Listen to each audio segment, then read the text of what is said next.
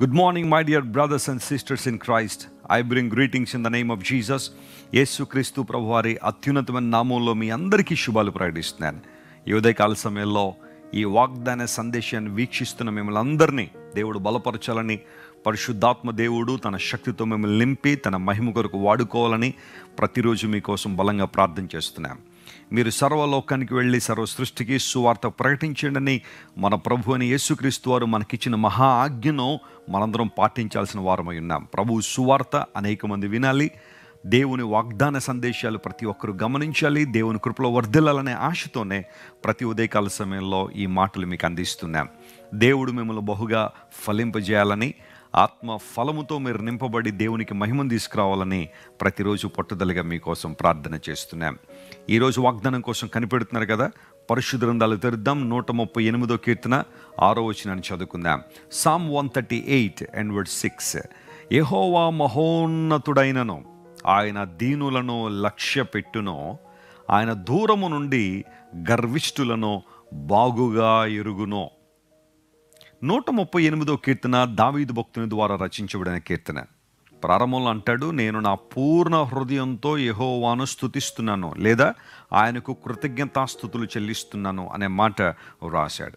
పూర్ణ హృదయంతో దేవుని ఆరాధించడం, పూర్ణ హృదయంతో దేవుని స్తుతించడం, యథార్థమైన మనసుతో దేవుని సేవించడం, అలాంటి వాళ్ళ కోసమే దేవుడు కనిపెడతా ఉన్నాడు. చాలామంది ప్రస్తుత దినాల్లో పై భక్తి, నామకార్థపు జీవితం జీవిస్తూ చాలా భక్తి చేస్తున్నామని చాలామంది తమను తాము మోసం చేసుకుంటున్నారు. అయితే దేవుడు ఎలాంటి వారి కోసం చూస్తున్నాడు, ఎలాంటి వారి కోసం కనిపెడుతున్నాడు అంటే పూర్ణ హృదయంతో, సంపూర్ణమైన మనస్సుతో ప్రభువుని సేవించేవారు, ఆయన గణపరిచేవారు, ఆయన మహింపరిచేవారి కోసం దేవుడు చూస్తున్నాడు. అయితే 6వ వచనం దగ్గరికి వచ్చేసరికి మనం చదువుకున్న వాక్య భాగంలో దేవుడు మహోన్నతుడైనప్పటికీ కూడా ఆయన దీనులను లక్ష్య పెడుతూ ఉన్నాడు. దేవుని కంటే గొప్పవారు ప్రపంచంలో ఎవరైనా ఉన్నారా? ఈ విశ్వంలో ఎవరైనా ఆయనకు మించిన వారు ఉన్నారా? పోనీ ఆయనకు సమానులైన ఎవరైనా ఉన్నారా? ఖచ్చితంగా లేరు కదా. ఆయన అందరికంటే అన్నింటికన్నా పైగా ఉన్నవాడు, అత్యున్నతుడు, మహోన్నతుడు, ఆయన సర్వశక్తిమంతుడైన దేవుడు.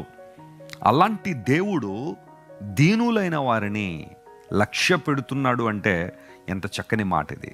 ఎవరైతే దీనత్వంతో నింపబడ్డారో, దీనులుగా దేవుని సన్నిధిలో బ్రతుకుతున్నారో, ఆయన మీద ప్రతి విషయానికి ఆనుకుంటున్నారో అలాంటి వారిని దేవుడు లక్ష్య పెడుతున్నాడు.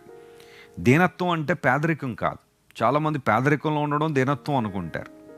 దీనత్వం అనేది మనసుకు సంబంధించింది, యాటిట్యూడ్కి సంబంధించింది. మన జీవితాల్లో దేవుడు మనల్ని ఎంత ఆశీర్వదిస్తున్నప్పటికీ కూడా ఈ ఆశీర్వాదం దేవుని నుండి కలిగింది. నా శక్తి, నా బలం, నా కష్టం కాదు.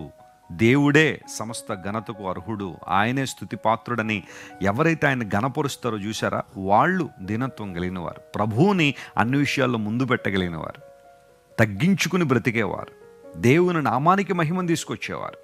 అలాంటి అనుభవంలో మనం ఉన్నప్పుడు ఖచ్చితంగా దేవుని దీవులు మనం చూస్తాం. అయితే చాలాసార్లు అపవాది, మన విరోధి అయిన అపవాది మన హృదయాల్లో గర్వాన్ని తీసుకొస్తూ ఉంటాడు.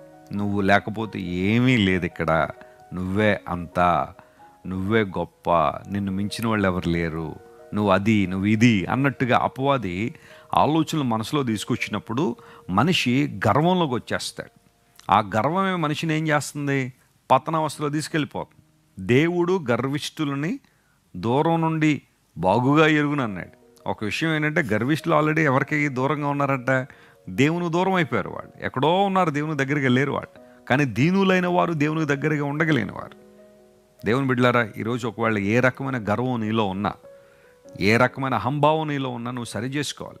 యవన బిడ్డలు చూడండి, కొంతమంది విపరీతమైన గర్వం, ఎవ్వరి మాట వినరు, తల్లిదండ్రులు చెబితే పట్టించుకోరు, దేవుని సేవకులు మాట్లాడితే అసలు మీరెవరండి మాట్లాడడానికి, మా విషయాల్లో మీరు ఎందుకు జోక్యం కలిగించుకుంటున్నారు, నాకు తెలుసు నా జీవితాన్ని ఎలా సెట్ చేసుకోవాలో, నా జీవితం ఎలా ముందుకెళ్ళాలో నాకు తెలుసు, ఎవ్వరూ నాకు చెప్పక్కర్లేదన్న ఆ స్టిఫ్ నెక్నెస్ ఉంటుంది చూసారా, అదే గర్వం అంటే, అదే అహంభావం అంటే. మాట వినని మనస్తత్వం, కఠినమైన మనస్తత్వం చాలా మందికి వచ్చేస్తూ ఉంటుంది. దీనత్వం అంటే అర్థం ఏంటో తెలుసా? దేవుని మాటకు లోబడ్డాం పరిపూర్ణంగా. ప్రభువా, what ever you say I will obey. నువ్వు చెప్పే మాటకు నేను లోబడి ఉంటాను. అది సేవకుల ద్వారా నువ్వు చెప్పినా, తల్లిదండ్రుల ద్వారానూ మాట్లాడినా, నీ లేఖనాల ద్వారానూ మాట్లాడినా, ఏ విధానంలోనూ మాట్లాడినా నీ మాటకు నేను లోబడి ఉంటాను ప్రభు అని వినమ్రతతో దీన మనసుతో ఎవరైతే దేవుని సేవిస్తారో ఆశీర్వాదాలు వారి కోసం దాచబడి ఉన్నాయి. ఈరోజు అలాంటి అనుభవంలోకి వస్తావా? దేవుడు మహోన్నతుడైన యెషయా గ్రంథం 57వ అధ్యాయంలో అదే మాట ఉంటుంది కదా, మనందరికి తెలిసిన మాటే. 15వ వచనం చదివితే మహాగణుడును మహోన్నతుడు నిత్య నివాసిన దేవుడు ఇలా మాట్లాడుతున్నాడు. ఏమంటున్నాడంటే, నేను విరిగిన హృదయం గలవారి యొద్ద, దీన మనస్సు గలవారి యొద్ద నివసించువాడని అన్నాడు. You will have the presence of God with you when you obey to his voice. దేవుని మాటకు లోబడినప్పుడు, when you humble yourself, you will experience his presence. ఆయన సన్నిధి నువ్వు అనుభవిస్తావు. ఆయన సన్నిధి కాంతి నీ మీద ఉంటుంది. దీన మనస్సు గలవారి యొద్ద నేను నివసిస్తాను. వావ్, ఎంత గొప్ప దేవుడు ఆయన. ఆయన మనతో ఉంటే మనకి ఇంకేం కొరత ఉందని, ఆయన మనతో ఉంటే మనకి ఏ అవసరాలు ఉన్నాయి, ప్రతి అవసరాన్ని తీర్చగలిగిన దేవుడు, ఏ సమయానికి ఏది కావాలో ఎరిగిన దేవుడు అన్ని విషయాల్లో మనం బలపరుస్తాడు ఆయన. దేవుని బిడ్డలారా, ఈ వాగ్దానాన్ని రోజంతా క్లెయిమ్ చేయండి. ప్రభు, ఆ దీన మనసు నాకు అనుగ్రహించిన ప్రార్థన చేయండి. దేవుని సన్నిధిని, ఆయన ప్రభావాన్ని, ఆయన ప్రత్యక్షతలను, పరిశుద్ధాత్మ దేవుని యొక్క కదలికను మీ జీవితంలో స్పష్టంగా మీరు అనుభవిస్తారు ఎప్పుడైతే దీనత్వంలో మీరు ఎదుగుతారో. ఈ వాగ్దానం మీ జీవితాల్లో మీకు ప్రయోజనాన్ని చేకూర్చునుగాక. ఆమేన్. ప్రార్థన చేసుకుందాం. ప్రేమగల తండ్రి, మహిమనాథుడా, నీకు స్తోత్రాలు. ఈరోజు మీరు మాకు ఇచ్చిన మంచి సమయాన్ని బట్టి వందనాలు. నీ వాగ్దానాలను ప్రతిరోజు మేము ధ్యానం చేస్తున్నాము. నువ్వు మహోన్నతుడు అయిన దీనులను లక్ష్యపెట్టే దేవుడు కనుక నీకు స్తోత్రాలు. ఎవరైతే మా ప్రియులు దీనత్వంతో నీ వైపు చూస్తున్నారో, అయా నీ కార్యాల కోసం ఎదురు చూస్తున్నారో, అహంభావాన్ని, గర్వాన్ని విడిచి నీ చిత్తం వారి జీవితంలో నెరవేర్చబడాలని ఆకాంక్షిస్తున్నారో, వాళ్ళందరినీ మీరు ముట్టండి అయ్యా, లేవనెత్తండి, సంపూర్ణ శక్తితో నింపండి, అద్భుతాలు చేయండి. ఘనత, మహిమ, ప్రభావంలో నీకు మాత్రమే ఆరోపిస్తూ యేసుక్రీస్తు నామం పేరిట అడిగి వేడుకొనిచున్నాం తండ్రి. Amen, amen, amen. God bless you, dear friends. Have a wonderful day.